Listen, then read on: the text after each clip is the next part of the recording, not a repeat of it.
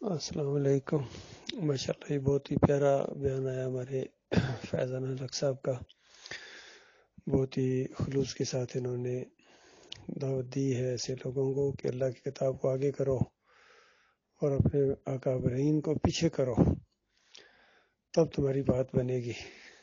اور اللہ کی کتاب کے مقابلے میں کسی کی بات کو نہ مانو۔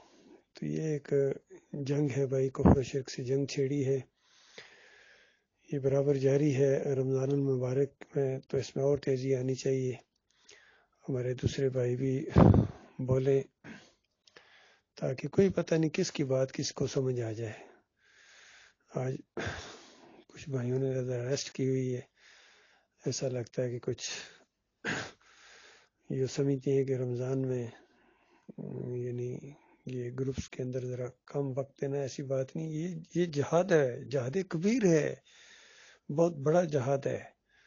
اور آپ کی کلپس معمولی نہ سمجھیں، یہ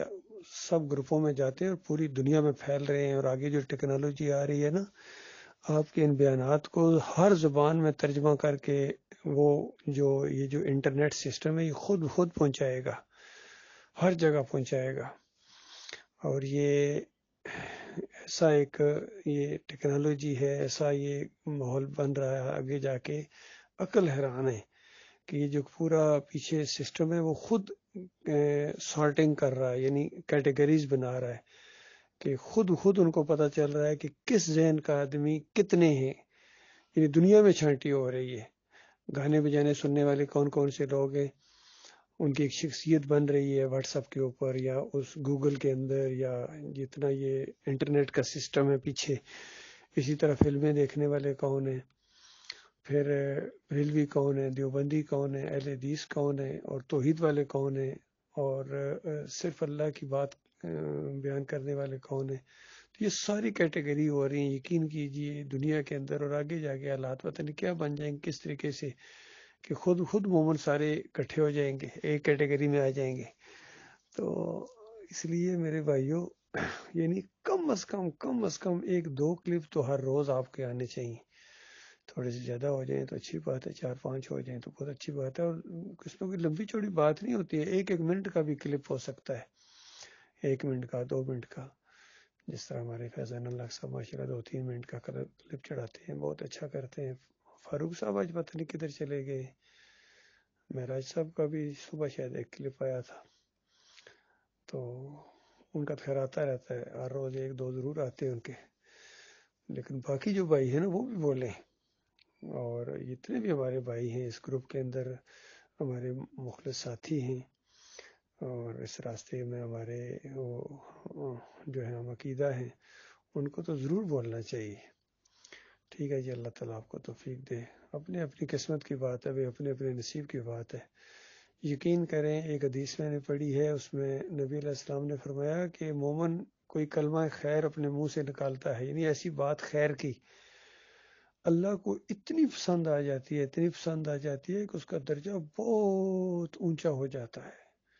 جو عام حالات میں وہ اعمال کر کے یعنی نہیں اتنا درجہ حاصل کر سکتا۔ کوئی ایسی خیر کی بات اس کے منہ سے، ایسی کوئی توحید کی بات، رد شرک کی بات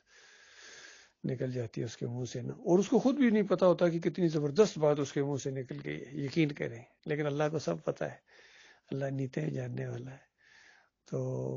اسی طرح اس کا الٹ بھی اسی طریقے سے ہے کہ کسی کے منہ سے ایسی بری بات، برا کلمہ نکل جاتا ہے، اس کو خود نہیں پتا ہوتا میں نے کتنی بری بات منہ سے نکالی ہے،